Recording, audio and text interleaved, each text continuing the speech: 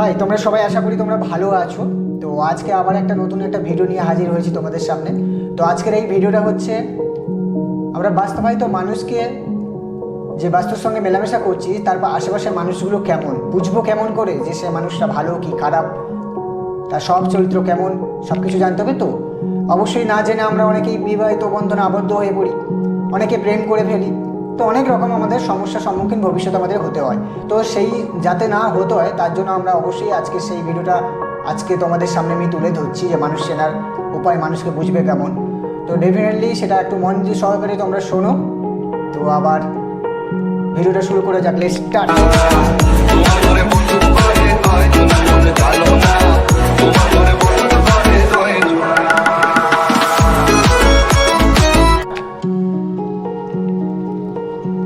হ্যাঁ, প্রথমত বলি, যেই মানুষটাকে তুমি চিনবে, তো এক নম্বর ব্যাপারটা হচ্ছে সেই মানুষটা সহজ হবে, সরল হবে, সহজ হবে, সভ্যতা নর্ম প্রকৃতির হবে, যাতে তুমি তাকে নিয়ে সাধারণত চলতে পারো, বুঝতে পারো।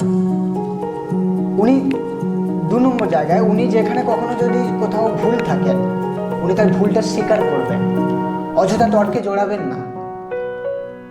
ওনার পোশাক আশাক, ব্যবহার আচার অনেকটা নম্র প্রকৃতির হবে, যেটা সাধারণভাবে খুব মানুষের মধ্যে আজকাল দুনিয়াতে পাওয়া খুব কঠিন।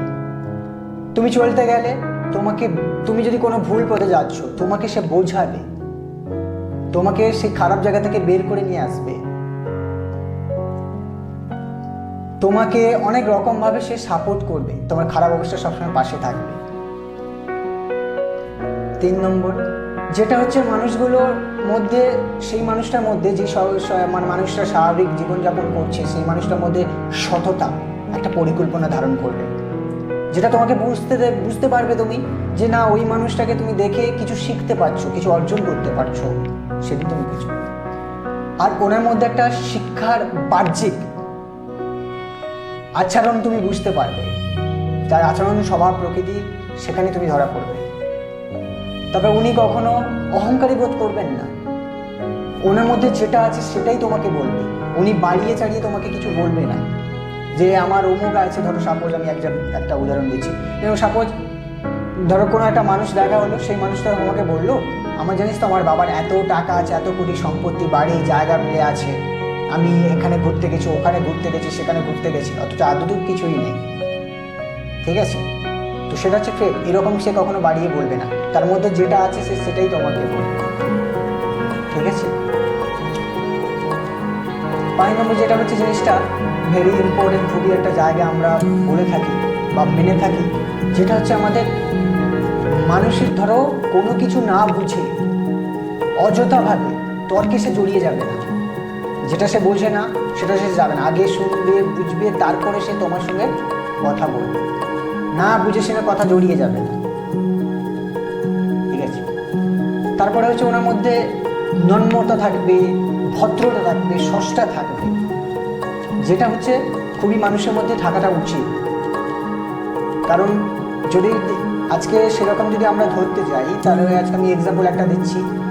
দেখুন, আজকে আমরা যদি রামায়ণ মহাভারতের কথা উল্লেখ করি, আজকে রাবণে কি পয়সার ধনী ব্যক্তি ছিলেন না? রামও ধনী ছিলেন, রাবণও ধনী ছিলেন, কিন্তু আজকে তাহলে রাবণের পূজা না হয়ে তাহলে আজকে রামের পূজা কেন হচ্ছে?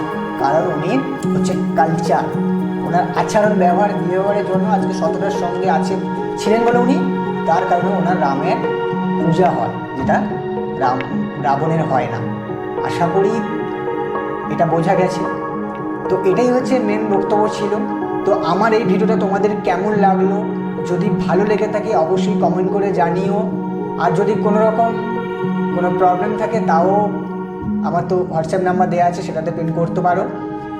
আর বেশি বলে আরও তোমাদের সামনে পরে দেখা হচ্ছে। যদি আমার এই ভিডিওগুলো তোমাদের আরও ভালো লেগে থাকে, ডেফিনেটলি অবশ্যই আমার চ্যানেলটা সাবস্ক্রাইব করে দিও, এরকম নতুন নতুন ভিডিও দেখতে বেল আইকনটা অন করে দিও, অল নোটিফিকেশান অন করে দিও। আবারও দেখা হচ্ছে কোনো একটা নতুন ভিডিও, কোনো একটা নতুন মোটিভেশন নিয়ে।